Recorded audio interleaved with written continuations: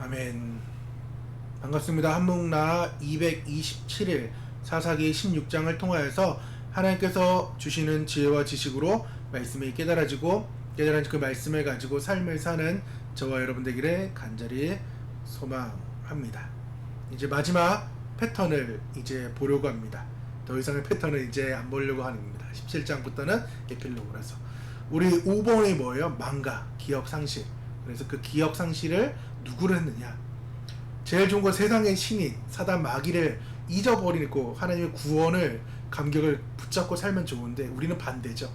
그래서 우리의 왕을 오히려 잊어버리고 세상의 임금을 왕으로 삼아서 하나님의 그 은혜와 구원을 다 잊어버린 채로 살아가면서 이 패턴이 계속해서 우리의 삶에 이루어지는 것 같아요. 죄, 압제, 강구, 구원, 그리고 끝나면 좋은데 다시금 망가. 우리의 삶이 어떻게 된다고요? 죄, 압제, 간구, 구원, 또 망가. 그래서 계속해서 하나님을 붙잡고 쫓아가는 그러한 삶들을 우리가 너무나도 살고 있습니다. 오늘 마지막 16장에 대한 삼손의 마지막 이 장면이 오늘 나오게 됩니다. 13장 절망 속에 찾아온 그 은혜, 부르짖지도 않았는데 이 40년 만에 나타난 그 하나님이 은혜다라는 것을 이야기했고, 그리고 오늘도 되게 중요한 말인데 이 나실인의 삶이 힘의 근원이 아니라 무엇이라고요? 정체성을 우리가 알아야 된다. 그래서 이 나실인의 삶도 되게 중요한데 우리가 계속해서 착각하는 것은 삼손을 향해 오늘 16장을 착각하는 것은 힘의 근원으로 착각하지만은 무엇이다? 정체성이다.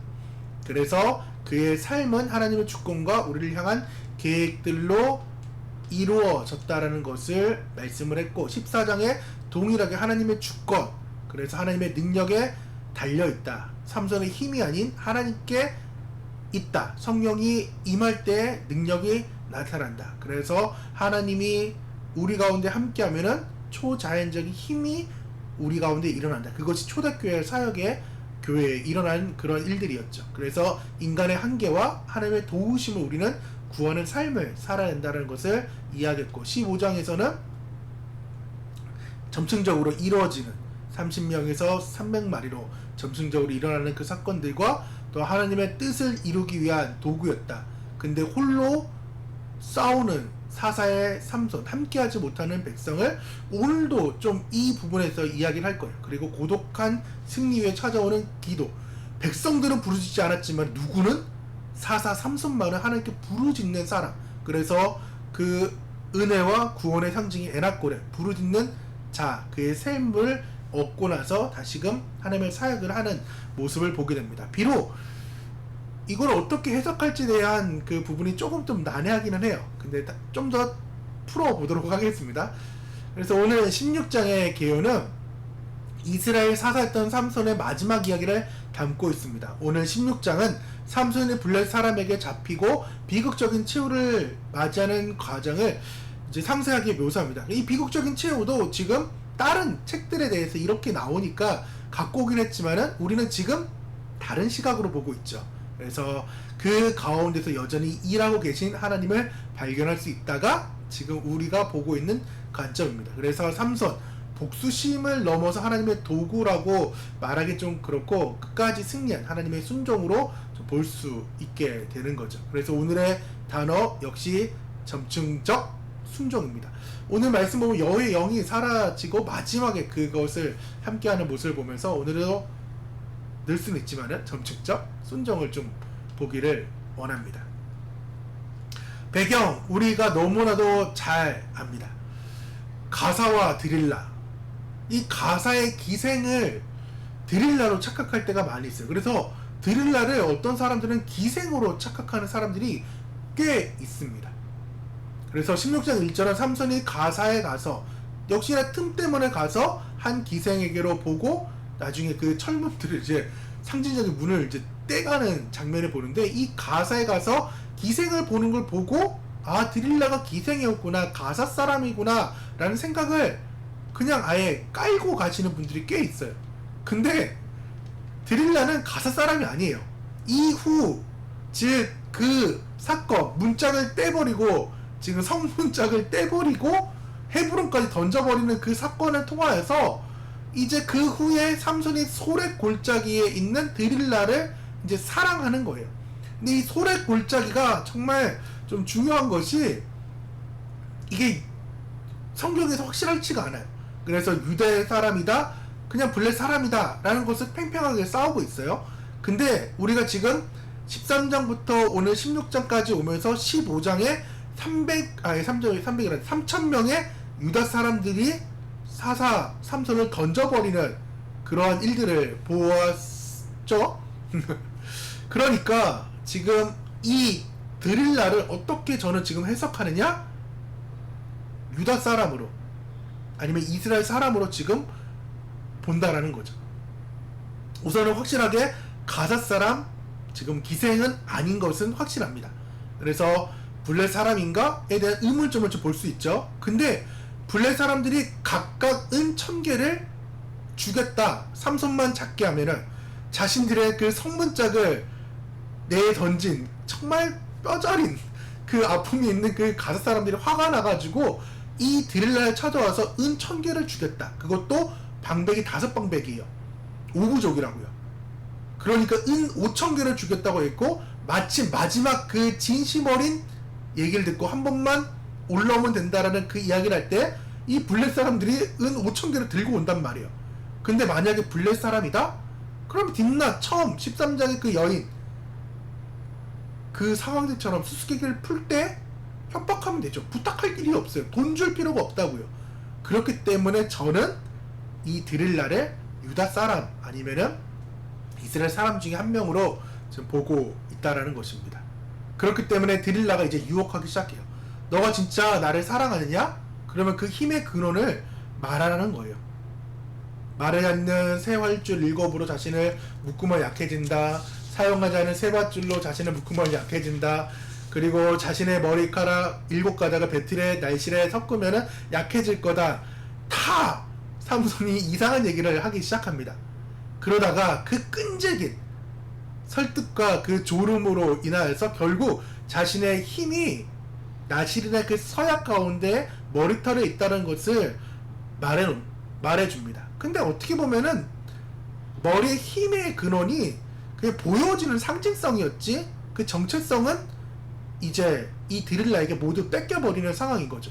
그래서 드릴라가 삼손의 그 머리카락을 7가닥을 막 밀어버리고, 나중에는 그것이 진짜 힘을 빠졌는지까지 확인하는 아주 철저하고 치밀한 사람이 드릴라예요. 그래서 다 상황을 해놓고 돈까지 받고 이제 가자 사람을 불러서 이제 삼손을 넘겨버리는 그 일들이 이제 배경인 거죠.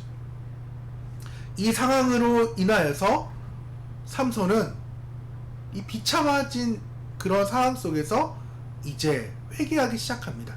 힘을 잃은 삼손이 눈이 뽑히고 노쇠사슬에 묶여서 옥에 갇히고 또한 연자맷돌을 막 돌리는 그러한 상황들 가운데에 정말 절망적인 상황에서 오히려 영적인 깨달음이 그 기회가 계속해서 오기 시작했습니다.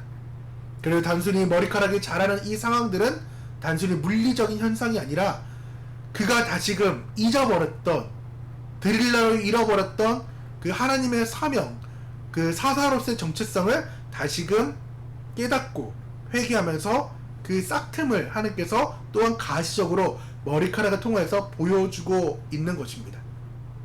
그는 드릴라를 통하여서 교만해졌고 죄악으로 가득 차서 뼈저린 아픔이 있었지만은 하나님께서는 그를 다시 찾기 시작했다라는 것입니다. 그리하여서 이 마지막 기회, 기도가 응답되는 이 일이 일어나게 되는 거예요. 블레 사람들은 그들의 신 다곤에게 승리를 돌리면서 삼손을 어둠에 대해 조롱하면서 행복했습니다. 그래서 모든 것이 끝난 것처럼 보이는 그 순간 삼손 그는 마지막을 다해 하나님께 전심으로 다시금 기도합니다. 백성들은 기도하지 않아요. 삼손을 빼어올 생각이 전혀 없어요. 오히려 드릴라는 그를 유혹해서 은 5천에 팔아버리는 그 일들이 일어나지만은 다시금 삼손은 기도합니다. 다시금 그는 부르짖습니다. 에나골의 그 상황, 부르짖의 셈을 기억하면서 여호와께 부르짖는 거예요. 주님, 나를 한 번만 생각해 달라고. 내가 드릴라에 빠져가지고 내가 하나님의 사명을 잊어버렸다고. 주여 구하옵나니 나를 생각하옵소서. 하나님 구합니다. 이번만 나를 강하게 하사 나의 두 눈을 뺀 블레 사람에게 원수를 단번에 이제 갚게 해달라고. 그 40년의 그 상황들을 20년 동안 처절하게 혼자 싸웠던 그 일을 하나님 이제 해결해 달라고 그는 이야기하고 있다라는 것입니다. 그래야 해서 그는 죽음으로 이제 자신의 사명을 완성하는 사사의 사명을 이제 감당했다라는 것입니다. 삼손이 죽을 때에 오히려 살아있는 자보다 더 많이 죽인 상황입니다. 점증법 오늘의 단어죠. 수수께끼 몇 명이에요? 30명. 여우는 300마리. 오늘은 의도적으로 3,000명, 이 다곤 신정에 있는 그 3,000명에 대한 이야기를 했습니다. 왜냐? 말씀을 보면은 그 집에 남녀가 가득하니 블레셋의 모든 방백들도 거기 있고 지붕에 있는 남녀도 3,000명 가량이라. 그러니까 밑에 있는 상황의 사람들 치면은 훨씬 더 많은 상황이지만은 지금 점층법 30, 300 그리고 3,000을 강조하기 위해서 오히려 3,000명만 지금 얘기를 하고 있습니다. 그래서 그들은 다 재주 부리는 상황으로 알고 있었지만은 삼손은 자신의 생명을 바쳐 블레셋의 영적 그리고 군사적인 중심지였던 그 다곤 신전을 무너뜨리는 것입니다. 이건 단순히 블레셋 사람들을 죽인 사건이 아닙니다. 블레셋의 우상을 무너뜨리고 하나님의 살아계심을 나타내는 그 영적인 승리의 자리가 바로 이 다곤 신전의 상황이었다라는 것입니다.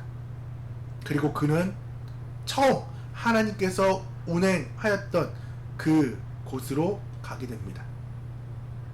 보면은 소라와 에솔 사이에 그의 아버지 마누아의 장지에 장사하니라. 처음 그를 움직였던 그 장소에 하나님은 다시금 그의 사명의 자리가 완성이 마지막으로 끝나고 승리하니까 하나님은 처음 운행했던 그곳에 다시금 삼손을 장사시키는 그 일을 보게 된다라는 것입니다. 마지막 사사 삼손의 모습. 우리는 삼손의 상황들을 많이 오해했습니다. 혹시 지금도 여전히 오해하고 계신가요? 아니면 여전히 다른 목사님들의 설교가 더 은혜롭게 들릴지는 모르겠습니다. 사랑하는 성도님들 그리고 한묵나 모든 가족분들, 우리의 삶에도 삼손과 같은 절망적인 순간들이 찾아올 것입니다. 우리 스스로의 힘을 잃어버리고 원수들이 나의 눈을 뽑아가는 그러한 상황들, 세상의 조롱거리와 비난이 많이 있을 수도 있습니다. 내가 그 사람에게 배반당할 수도 있습니다. 또한 그 마음을 그 정체성을 잊어버리고 오히려 나갈 때도 많이 있을 것입니다. 그 은혜 자리를 이제 우리는 기억하길 바랍니다.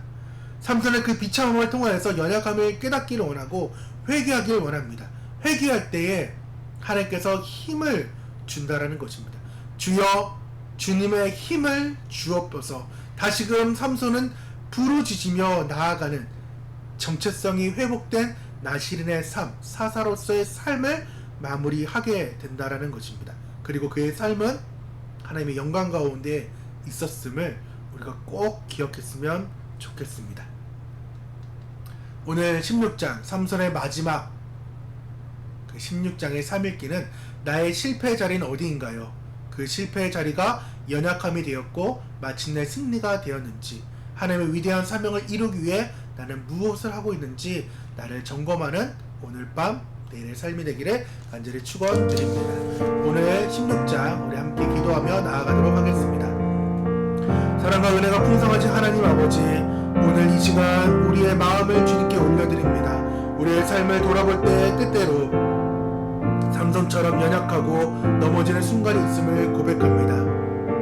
우리의 교만과 욕심으로 인해 주님의 뜻을 잊고 세상의 유혹에 빠졌던 순간들을 용서하여 주옵소서. 다시금 회복의 자리, 회개의 자리, 그리고 그 회개로 인하여서 다시금 나의 정체성을 바로 찾아서 빛과 소금의 역할을 감당하여 주님의 거룩한 도구로 영광을 돌리는 삶이 될 수 있도록 도와주옵소서. 삼손처럼 온 힘을 다해 정말 주님을 향한 그 믿음 가운데 삶을 살아낼 수 있도록 우리를 붙잡아 주옵소서. 그래서 우리의 삶이 끝날 때 하나님의 사명을 완성 완성했다라는 그 고백을 할 수 있게 도와주시고 하나님 그 고백이 정말 행복이 될 수 있도록 도와주셔서 우리를 구원하신 예수님의 이름으로